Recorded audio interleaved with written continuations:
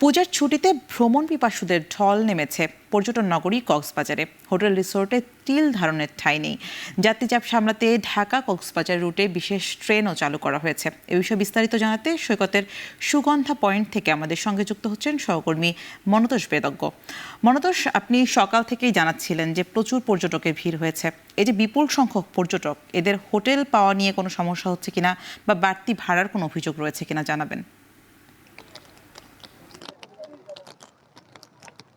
শাম্মী, সকালে একজন পর্যটক আসলে বলছিলেন তিনি ছয়টি হোটেল ছয়টি হোটেলে তিনি চেষ্টা করেছেন কক্ষ পাওয়ার জন্য। শেষ পর্যন্ত তিনি কক্ষ না পেয়ে কক্সবাজার শহরের টেকপাড়ার একটি বাসায়, তার বন্ধুর বাসায় তিনি আশ্রয় নিয়েছেন।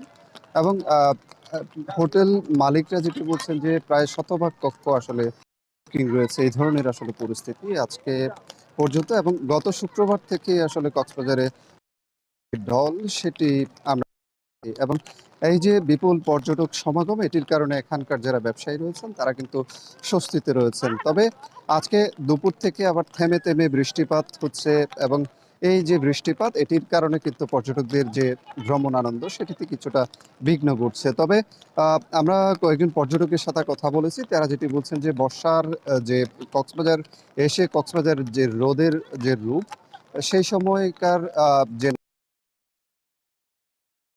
সময় কিরকম কক্সবাজারের রূপ, সমুদ্রের যে উত্তাল একটি রূপ, সেটিও তারা আসলে উপভোগের সুযোগ পেয়েছেন। এবং এই মুহূর্তে একেবারে মেঘলা একটি পরিবেশ, থেমে থেমে বৃষ্টি হচ্ছে, এটিও কিন্তু আমরা দেখছি যে পর্যটকরা বেশ এই পরিবেশটি উপভোগ করছেন। এবং এখনো অনেকে এই অবেলায়ও কিন্তু আমরা দেখছি সমুদ্র স্নানে রয়েছেন শত শত মানুষ। এবং সৈকত জুড়ে বৃষ্টি উপেক্ষা করে মানুষের যে ঢল সেটি এখনো অব্যাহত আছে বলা যায়।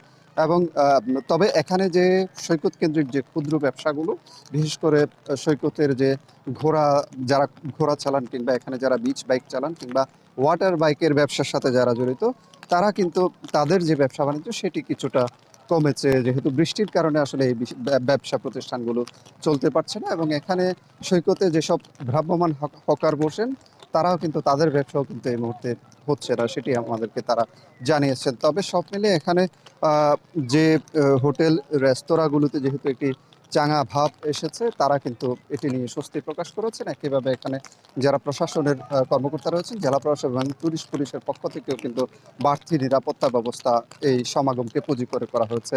সাম্মী, এই ছিল আমার কাছে সবশেষ। পূজার ছুটিতে কক্সবাজারে যে ঢল নেমেছে ভ্রমণ পিপাসুদের, সে বিষয়ে আমাদেরকে জানাচ্ছিলেন সহকর্মী মনতোষ বেদজ্ঞ।